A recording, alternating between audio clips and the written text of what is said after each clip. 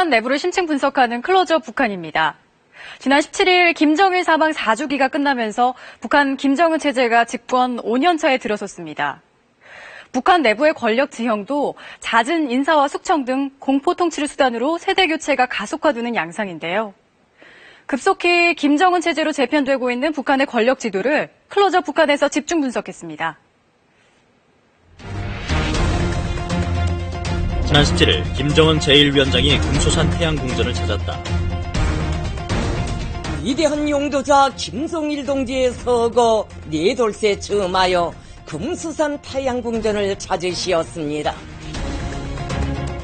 김정일 위원장의 사망 4주기를 추모하는 행렬에 황병서 군 총정치국장을 비롯해 박영식, 리영길, 김원홍 등 김정은 시대 권력 실세들이 자리했다.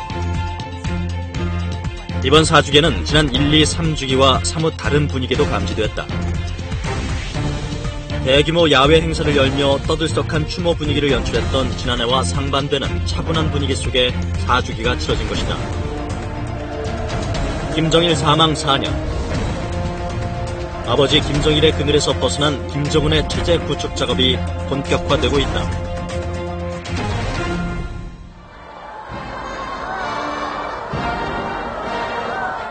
지난 2011년 12월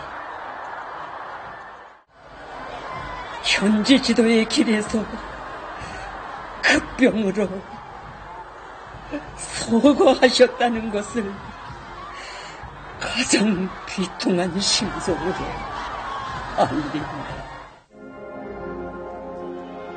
북한의 절대 권력자 김정일이 사망했다.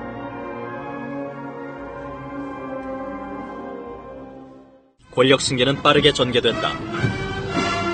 영결식을 치른 지 불과 이틀 뒤 김정은 동지를 조선인민군 최고 사령관으로 높이 모셨다는 것을 정중히 선포하였다. 김정은은 북한 군 최고위직에 오르며 군대를 먼저 장악한다. 뒤이어 열린 당 대표자회에서 노동당 제1비서에 최고인민회의에서 국방위원회 제1위원장에 선출된다. 아버지가 숨진 지 넉 달 만에 당, 정군을 모두 장악한 것이다. 속전속결 권력 승계는 후견인 그룹의 역할이 컸다. 김정은과 함께 운구차를 호위했던 이른바 운구차 7인방이다. 김정은의 고모부인 장성택을 필두로 당의 핵심 인물인 김기남, 최태복 비서, 그리고 군부 주요 인사였던 리영호, 김영춘, 김정각, 우동측. 김정은 집권 초기 권력 지도의 모습이다. 7개월 뒤 상황이 급변한다. 리영호 동지를 신병 관계로 조선노동당 중앙위원회 정치국 상무위원회 위원, 정치국 위원, 조선노동당 중앙군사위원회 부위원장을 비롯한 모든 직무에서 해임하기로 결정했습니다. 이를 시작으로 김영춘, 김정각, 우동측이 줄줄이 권력의 뒤안길로 사라진다. 그리고 2013년 12월 북한 권력 지형이 크게 요동치는 충격적 사건이 발생한다. 반거역적인 장성택을 공화국형법 제60조에 따라 사형에 처하기로 판결하였다.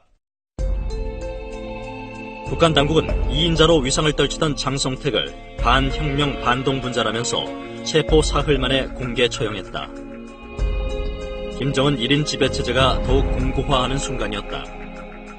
북한 체제에서 유일하게 자기 세력을 가지고 있었던 인물이 장성택이라고 할 수가 있습니다.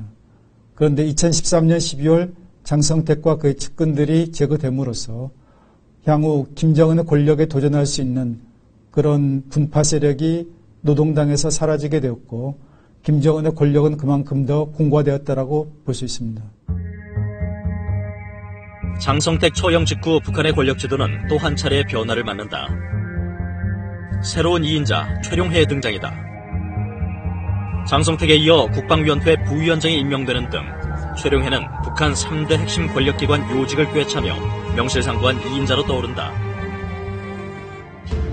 그러나 불과 4개월 후 최룡해를 총정치국장 자리에서 밀어내는 인물이 나타났다. 바로 황병서다. 불과 6개월의 간격을 두고 정치국 상무위원 자리를 주고받는 등 최근까지 팽팽한 2인자 경쟁을 이어간 황병서와 최룡해. 팽팽한 힘의 균형이 깨졌다는 게 감지된 때는 지난달 빨치산 1세대 리을설의 장례식이었다. 조선인민군 원수인 고 리을설 동지의 장의식이 11일 평양에서 국장으로 엄숙히 거행됐습니다. 김정은을 필두로 한 장의위원회 명단에 최룡해의 이름이 사라진 것이다. 우리 정부 당국은 최룡해가 백두산 발전소 부실 공사와 실언 등으로 혁명화 교육에 처해졌다고 설명했다. 최룡해의 실각, 그리고 빨치산 2세대 5.1정의 퇴진. 북한 권력 지도에 또다시 새로운 인물들이 등장한다. 김정은 동지께서 평양 어린이 식료품 공장을 현지 지도하셨습니다. 조선노동당 중앙위원회 부부장 조용원 동지가 동행했습니다. 조용원은 올해 김 제1위원장의 현지 시차를 42차례 수행해 황병서 군 총정치국장에 이어 두 번째로 많은 횟수를 기록했다. 이 밖에 당 기계공업부 부부장 홍영칠, 지난 4월 국방위원회 위원으로 선출된 김춘섭과 최근 복귀한 마원춘, 한광상까지 50대의 이른바 부부장 실세들이 김정은 시대 새로운 세력으로 떠오르고 있다. 이 젊은 지도자가 운영하는 소위 통치하는 이런 그 국가의 특성을 나름대로 보여줘야 된다는 거죠. 그렇다면은 이것을 권력을 뒷받침하는 여러 가지 인물들조차도 관료들조차도 비슷하게 젊어져야 된다는 거죠. 예지와 탁월한 경건슬러 대혁명 노력을 조치의 선군용령 역생에 굳없이 지난 3일 시작된 인민군 제7차 군사교육 일군대회. 주석단 중앙 김정은의 양옆으로 군 서열 1, 2위인 황병서 총정치국장과 박영식 인민무력부장의 자리가 마련됐다. 앉으라는 김정은의 손짓에 눈치만 보는 박영식. 김정은이 황병서에게도 손짓을 하자 그제야 두 사람은 엉거주춤 자리에 앉는다.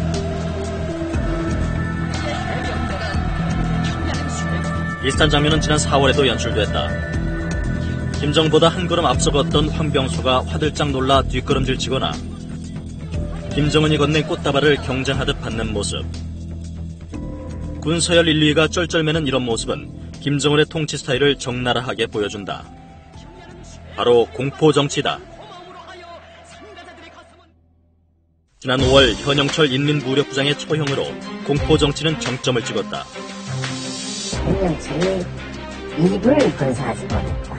김정은에 대해서 어린 사람이 나이 어린 사람을 지도자로 모시고 일하기가 힘들구나. 아주 북한식으로 보면은 최고사령관에 대한 절대적인 권위 훼손이니까 그 발언이 기본 청살까지 당하게끔 된 기본 요인이라고 볼 수 있습니다. 세습으로 권력을 쥔 젊은 집권자. 그에 대한 불만을 잠재우는 유일한 방법은 공포정치다. 저 어린 것이 뭘 하겠느냐. 그리고 또 무슨 아무 경력도 없는 것이 뭘 하겠느냐. 그럼 이것을 빨리 보완하기 위한 아주 강력한 조치가 사실 필요하다는 겁니다. 유약한 어린 지도자가 아니라 아주 강한 카리스마를 지닌 젊은 지도자, 또 이런 장성한 어떤 이런 지도자, 이런 이미지를 보여주기 위해서라도 사실은 이런 공포 통치가 적극적으로 사실 필요했지 않았느냐 이렇게 생각이 돼요. 김정은 집권 4년, 김정은의 공포정치는 점차 그 반경을 넓혀가고 있다. 지난 1월 산림독파 사업의 불만을 토로한 임업성 부상을 시작으로 과학기술전당 지붕 모양의 이견을 보인 국가계획위원회 부위원장, 간첩 혐의를 받은 은하수 관현악단 단원 등이 처형돼 올랐다. 이러한 공포정치에는 조직적인 시스템이 작동한다. 세대의 비밀을 알고 있어도 말을 하지 말아야 하며 그 말을 하는 사람의 말을 듣지도 말아야 됩니다. 그 말한 사람 말을 처리하지 않고 연좌제로 인해서 또 그걸 듣고 당조직에 보고하지 않았다는 것으로 인해서 너 역시 그것을 수긍하지 않았는가 이렇게 분석평가가 되기 때문에 자기 안전을 위해서 보고해야 됩니다. 그게 감시체계나 같습니다.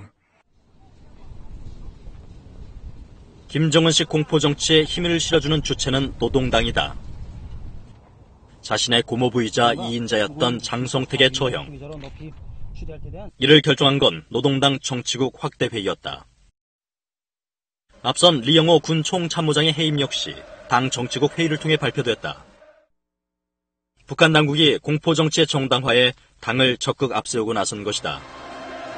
공포정치 하는 데 있어서도 무지막지하게 함부로 이 포갑 성을 보이는 것이 아니라 이런 뭔가 이 자체도 정통성을 보여줘야 되는 겁니다. 이 당이라고 하는 것을 통제적 수단으로 적극 활용해서 그것을 이제 공식화시키고 정당화시키는 그런 모습을 보여준다 이래 볼 수가 있습니다. 반면 군에 대한 통제는 대폭 강화했다. 집권 첫 해 김정은의 연설은 이러한 결심을 잘 보여준다. 당과 수령에게 충실하지 못한 사람은 아무리 군사가다운 기질이 있고 작전 전술에 능하다고 해도 우리에겐 필요 없습니다. 김정은은 최룡해, 황병서 등 당 간부를 군 총정치국장 자리에 앉혔다. 또 군 수뇌부들의 계급 강등과 복권을 반복하는 견장 정치를 통해 군부 힘빼기에 나섰다. 2012년 대장으로 진급한 후 중장, 상장으로 내려앉았다가 지난 8월 다시 대장 칭호를 받는 등 무려 5번이나 계급이 바뀐 김영철 정찰총국장이 대표적이다. 실제로 최근 우리 정보당국의 분석에 따르면 김정은은 집권 이후 당 정군의 핵심직이 109개 중 79개 직위의 수장을 교체했다. 무려 73%의 교체율이다. 특히 내년 5월 열리는 제7차 당대회는 김정은의 2기 권력 진영이 완성되는 무대가 될 것이라는 분석이 지배적이다. 김정은이 약 4년 동안 국정을 운영을 하면서 군사 분야뿐만 아니라 경제와 다른 분야로까지 그의 활동 공간이 넓어지면서 내년 제7차 당대회를 계기로 정치, 경제, 군사, 외교 등 모든 분야에서 젊은 김정은 측근들이 대거 전면에 부상하고 그런 인물들이 당중앙위원회 위원과 후보위원으로 선출될 것으로 예상이 됩니다. 1인 독재 권력을 더욱 공고히 하고 당 군정을 손안에서 휘두르기 위해 끊임없이 새로운 권력 지도를 그려온 김정은 제1위원장. 내년 5월 7차 당대회를 통해 김 제1위원장이 다시 그릴 권력 지도에서 사라질 인물은 누구일지 또 새로 편입되는 이들은 누구일지 주목되는 시점이다.